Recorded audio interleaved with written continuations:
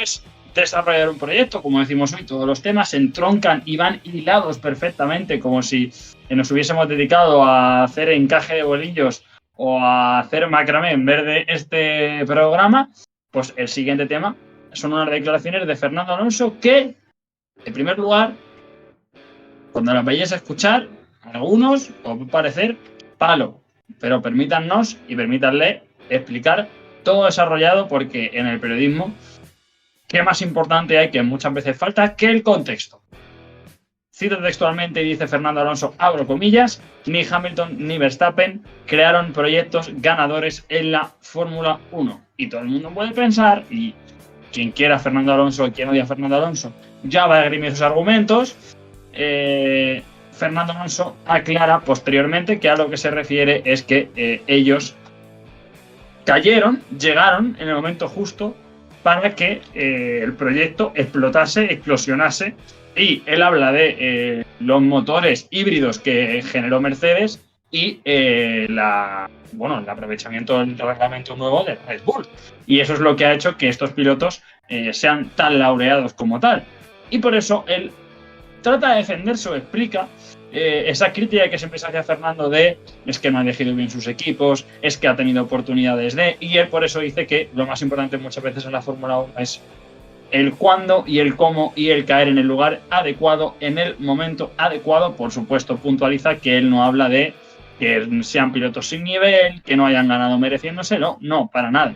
Y como decíamos también antes de empezar, también demuestra un poco esa crítica fácil que se hace muchas veces de, bueno, Hamilton tiene 7 mundiales por coche, Vettel tiene mundiales por coche, Verstappen tiene mundiales por coche. Sí, eso está claro, no se puede negar la mayor. Es decir, si queremos ponemos a Hamilton, a Verstappen, a Alonso, a Vettel, a Schumacher corriendo a pierna y al resto en coche, y si gana decimos que claro, no es que no llevaba coche, no, es que la Fórmula 1, señores, muchas veces importa mucho el coche y al final es una competición en la que no le alargan las piernas al piloto ni le sacan un tercer brazo, lo que hacen es un alerón, un fondo plano, un suelo, unas bañeras, unos flaps, unos alerones, y eso, señores y señores, que seguro que lo saben de tratar de arrancarlo, eso se llama coche.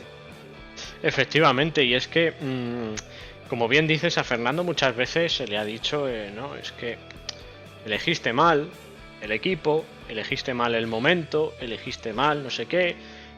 Ya, pero ¿quién iba a pensar en 2004 y en 2005, 2006, que después de ese paso de Fernando por el equipo Renault en 2003 creo que fue que ganó su primera victoria, su primera carrera en Hungría, 2004 ya era asiduo ver al Renault peleando por puestos altos, por algún podio, tal, vale, perfecto. ¿Quién iba a pensar que en 2005 iban a dar ese paso con una Ferrari dominante, no lo de después, y que iban a ganar el Mundial en 2005 con un piloto español que se llamaba Fernando Alonso, que llevaba unos cuantos años, 3 o 4 años en la Fórmula 1 y que bueno, sí, pues había pasado por Minardi y tal, no sé qué, no sé cuánto, muy bien en los cars, pero bueno, un piloto español, que estos no tienen protagonismo en la Fórmula 1.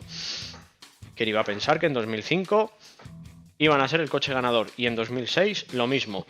¿Eligió bien irse a Renault? Sí o no. La realidad es que el trabajo que hicieron durante esas temporadas les sirvió, mezclado con el talento de Fernando, para estar arriba y ganar 2 mundiales. Después, fichaje por McLaren. ¿Quién iba a pensar que el fichaje por McLaren en 2007 iba a salir como salió? Cuando resulta que McLaren era en la temporada 2007 el mejor coche con diferencia de toda la parrilla, que ha sido el único año que Fernando ha tenido el mejor coche de la parrilla, y por las decisiones internas del equipo que parecían la Ferrari actual, para todos aquellos que no hayan conocido esa época, tal, McLaren en 2007 era Ferrari actualmente, pero multiplicado por 7. Charles Leclerc era Lewis Hamilton, que era la nueva estrella que llegaba a la Fórmula 1, y Fernando Alonso era Carlos Sainz, el piloto al que había que putear, el piloto contra el que había que ir siempre, y el que no sentaba bien que ganara. Y aún así, como digo, estuvieron peleando por el título hasta la última carrera, que se decidió por un punto.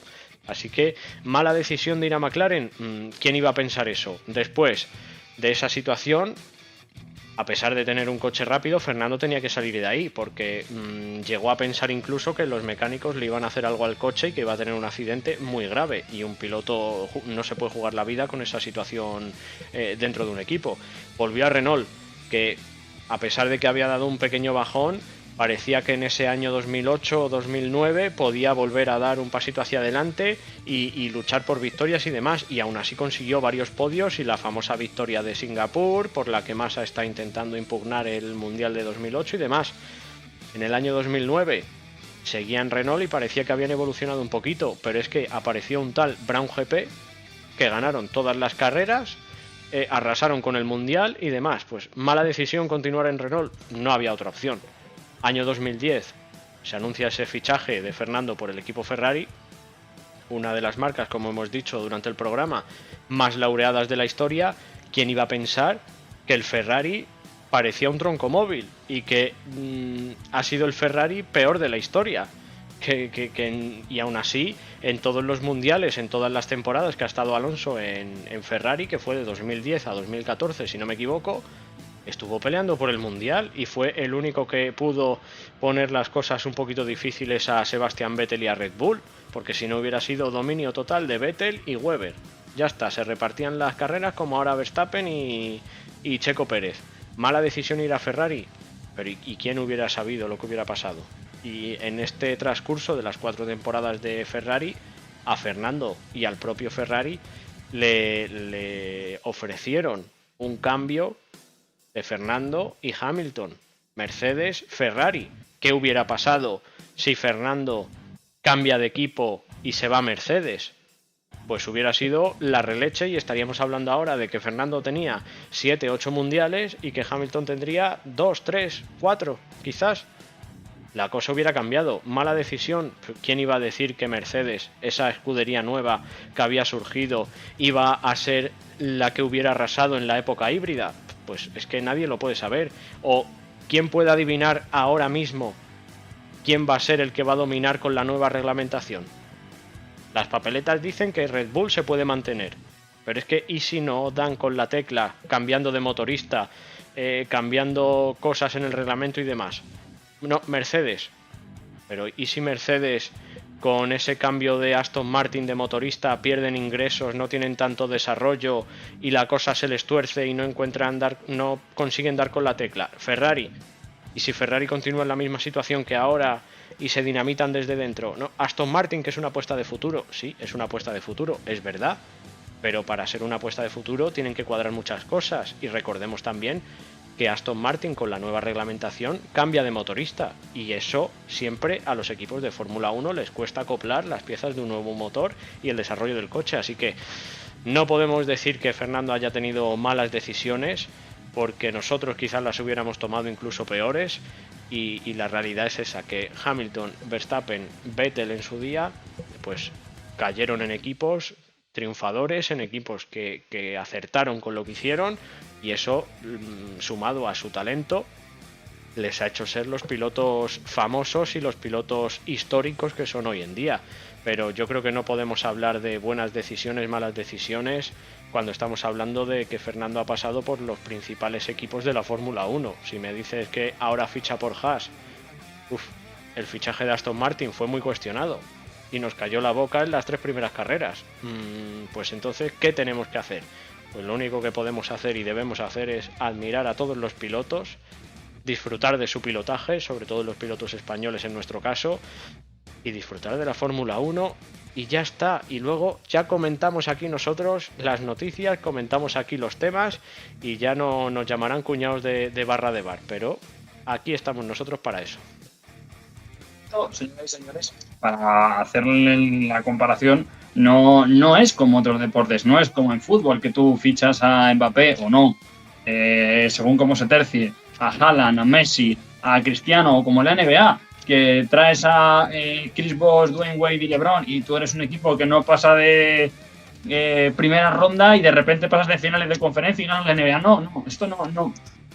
Partiendo de la base de que, por supuesto, los pilotos son extremadamente talentosos y todos los pilotos que están en la parrilla son increíblemente buenos, no es un deporte de proyecto de persona. Es decir, si abrís cualquier juego de Fórmula 1 en el que salgan coches históricos, si habláis de épocas pretéritas, de nombres como Senna, como Prost, como Mansell, como Piquet, como Alonso, como Hamilton, de lo que Schumacher, de lo que se habla muchas veces, es de coches. Se dice el F1 2004 de Michael Schumacher. Sí, efectivamente lo conduce Schumacher, pero todo el mundo recuerda un gran coche en la etapa dominadora. El RB25 y el RB26, por supuesto que todos nos maravilla la conducción de Alonso, que es uno de los pilotos más técnicos de la parrilla, pero ese coche, o se destaca el coche. El W20, el que queráis ponerle de la época de Mercedes, se dice que el de 2020, se dice que el de 2014, depende cuál quieras coger de Mercedes, se habla de un coche. Se va a hablar de un Red Bull dominador cuando acabe toda la etapa de Red Bull. Se habla de un Red Bull de la época de Vettel. Claro que son pilotos talentosos, que no cualquiera puede coger esa máquina, por supuesto, y ahí están los compañeros de equipo. Lo siento en este caso por Webber, por Checo, por Barrichello, que tienen la misma arma, por Valtteri, pero es un deporte en el que el coche, que se usa mucho, como digo, para desprestigiar los títulos de los pilotos que no nos cambien o que no nos gustan, es parte fundamental. Y es tan fundamental Verstappen como lo es Newey, como lo fue Briatore y como lo fue el equipo de Renault, como lo ha sido Ron Dennis, como lo es cualquiera que no solo sea el piloto, y el proyecto, como dicen, no solo es Hamilton, no solo es Verstappen ni Alonso, sino todo lo que rodea la Fórmula 1. Es que es así, es que no podemos comentar otra cosa, porque en cualquier deporte del motor influyen muchísimos factores y influyen muchísimas personas. Incluso aquí hay algo que no hemos comentado, pero que también es un factor que te diría que es el más importante para los equipos de la Fórmula 1, que son los ingresos y los patrocinadores, que al final muchas veces vemos como un equipo tiene mucho potencial para progresar, tiene buenos pilotos o pilotos talentosos que no son quizá del top, pero que no son mancos tampoco, y que no pueden ir más allá, no pueden dar el 100% porque no hay pasta, porque no hay patrocinadores. Y es que el ejemplo claro lo hemos tenido aquí en España con HRT.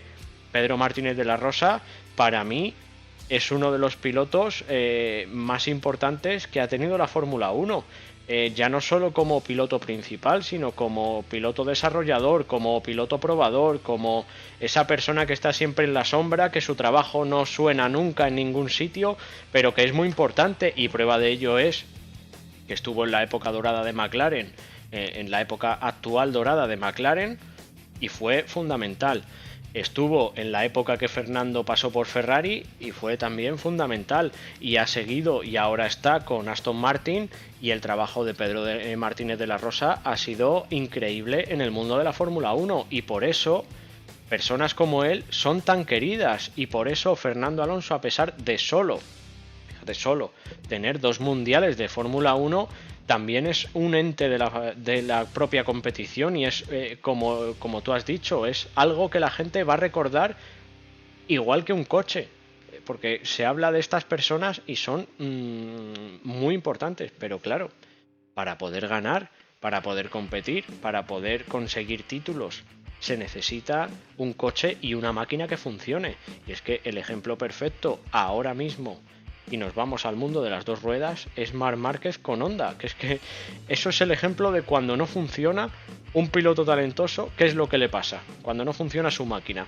Pues que no consigue nada. Tiene que haber una sinergia perfecta o casi perfecta en todo el equipo para que la cosa vaya para adelante. Así que bueno, pues ni desmerecer ni sobrevalorar a ningún piloto ni a ningún equipo, porque hay que simplemente reconocer la situación. Y actualmente, como bien hemos dicho, la situación la domina Red Bull, el coche dominador es Red Bull, y vamos a recordar pues el coche, el Red Bull.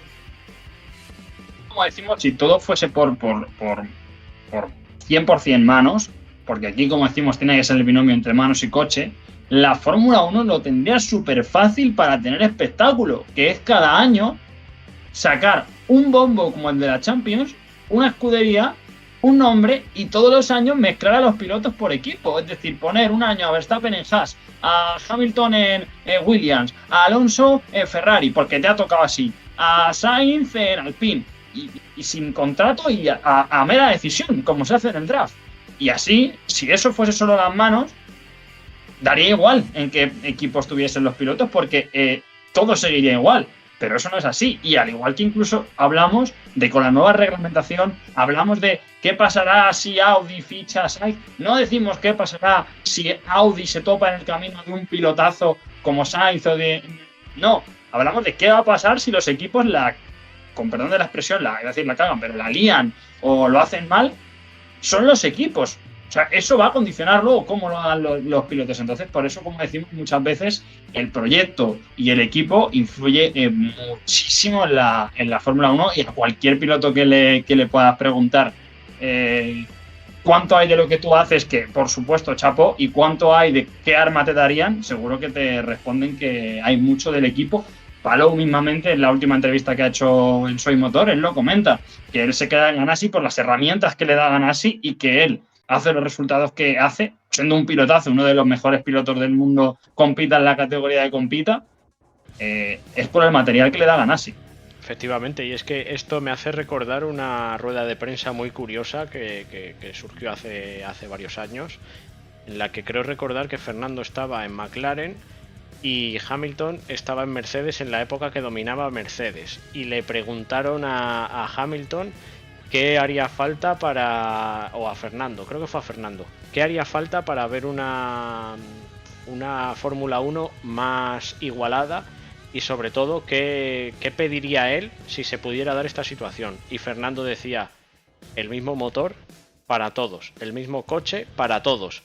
Y Hamilton decía, ya, pero es que eso a mí no me interesa. Ahí, de verdad, se vería el piloto que es más talentoso que otro y realmente podríamos colocarlos no solo en la clasificación de pilotos, sino realmente dónde estarían, porque ahora mismo Checo Pérez, sea mejor o peor que Fernando, mejor o peor que Hamilton, va segundo en el Mundial, pero con el mismo coche, con las mismas armas, les colocaríamos a todos en el estatus real de clasificación de pilotos de la historia de la Fórmula 1, el que gane.